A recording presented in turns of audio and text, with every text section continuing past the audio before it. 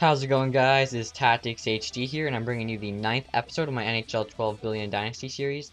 This is the second last episode, actually. The next will be the last, and hopefully you guys enjoyed the series. So, right now we're in our first season as the Toronto Maple Leafs, and we're at the trade deadline. We're 21, 18, and 10, I believe that said. So, we're just over 500. Hopefully we'll pull it together, and for the players I have on my team that made it to the All-Star game, only player on my team that made it was Phil Kessel. No defenseman made it, no goalies made it.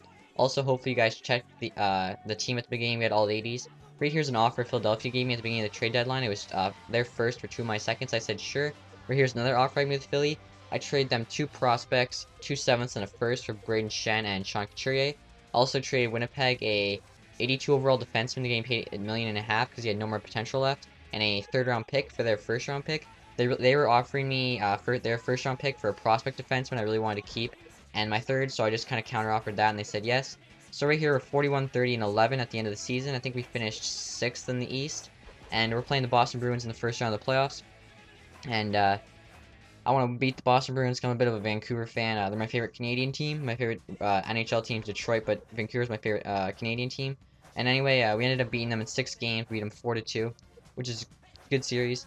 And right here in the second round, we're playing Winnipeg Jets. And as you guys know, that was the first team we had in this series, the episodes 1, 2, and 3, if you can remember as that far back. And they actually beat us in 5 games. It's a bit of a disappointment, but what are you going to do? Right here are the retired players. And as you can see, there's a ton of retired players. Henrik Senior was in the free agents, retired. Right here, all right wing free agents, all in the free agency. You had lots of left wings. We have Christian Ehrhoff, Dennis Weidman, Tom Gilbert, Shane O'Brien, Kevin Bieksa, all kinds of guys in the free agents, simply because as you get into the farther years, all the prospects are now 80 overall or whatever, and young and just as good as the older guys. So none of them get signed and they all retire early. It's kind of a bit messed up like that. Right here, drafted my 1st round pick, and he was a Chinese defenseman, I think. And he was a 7.5 across the board, except for offense, I think it was 6.5, and all green, so decided I'd pick him. And if you guys remember, with all those drafts I made at the trade deadline, I had a 1st round pick in this year's draft, and I have 2 1st round picks in next year's draft. And since it's the last year and I'm not going to actually have to use them, I'm probably going to use them to trade up and try to stack my team best I can to win the cup for a 2nd time. Right here, I'm just re-signing all my players. Kuhlman's overall went down because he's getting older, which kind of sucks, but what are you going to do? I re-signed Salamaki. I re-signed that right wing. He's 87 overall, 27 years old. He was still a restricted free agent. And the thing that sucks, you guys are going to see in like 2 seconds, is that my top 3 defensemen, Luke Schenn, Cody Franzen, and Dion Phaneuf, were all unrestricted free agents. And Schenn wanted 8.5, Franzen wanted 7 or 7.5, and then Phaneuf wanted 6.5. And simply I couldn't afford that after signing all my forwards, and I had to sign like restricted free agents and all that stuff. So what I ended up doing was I signed Schenn because I didn't want him to go to free agency, because in case some team picked him up, that would really suck. So I ended up signing him for 8.5, just under what he wanted.